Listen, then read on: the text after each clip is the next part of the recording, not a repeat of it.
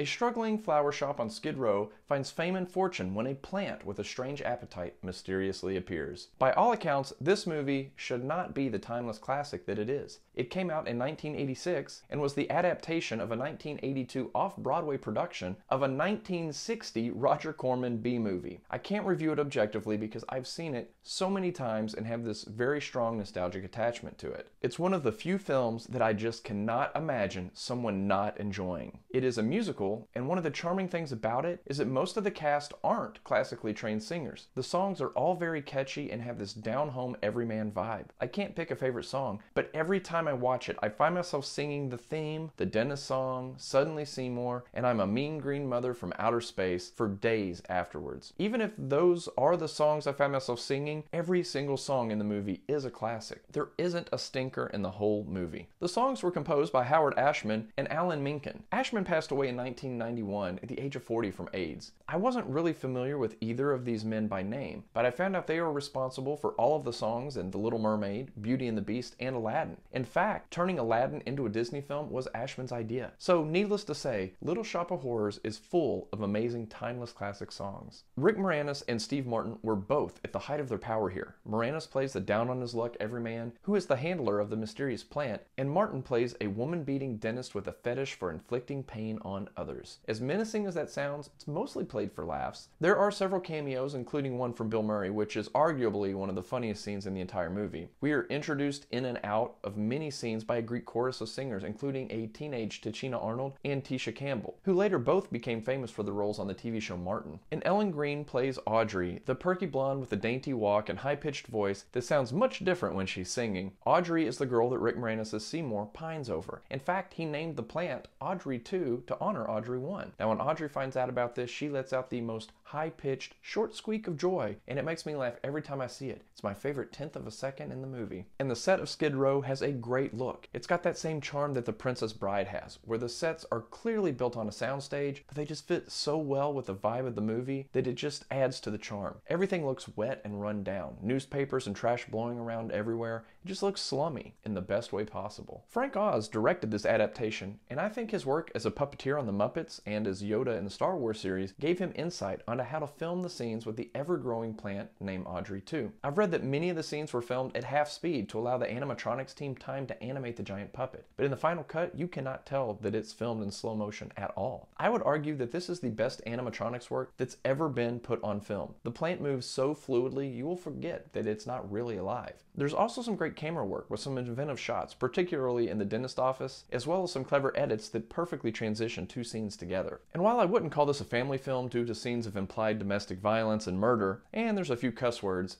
it isn't graphic, and I did show it recently to my 5-year-old daughter, and it held her attention. Thankfully, she didn't pick up on the implications of murder, as she kept asking where that funny man went, after all the adults in the room knew he clearly wasn't coming back. There are two drastically different endings to The Little Shop of Horrors. I grew up with the theatrical ending, and it wasn't until a few years ago that I saw the original ending. Now, both endings are great, but I think I prefer the theatrical ending as it's the first one that I saw, and the one that I'm nostalgically attached to. But it is one of the few movies that I recommend watching both versions of the ending because the ending changes everything. Now, if you've never seen The Little Shop of Horrors or you haven't seen it in a long time, give it a watch. It's one of those movies that is just so cute it is impossible to watch without a big smile on your face. It's heartwarming, a little edgy, and very funny and quirky. It is in the running for my favorite movie musical of all time.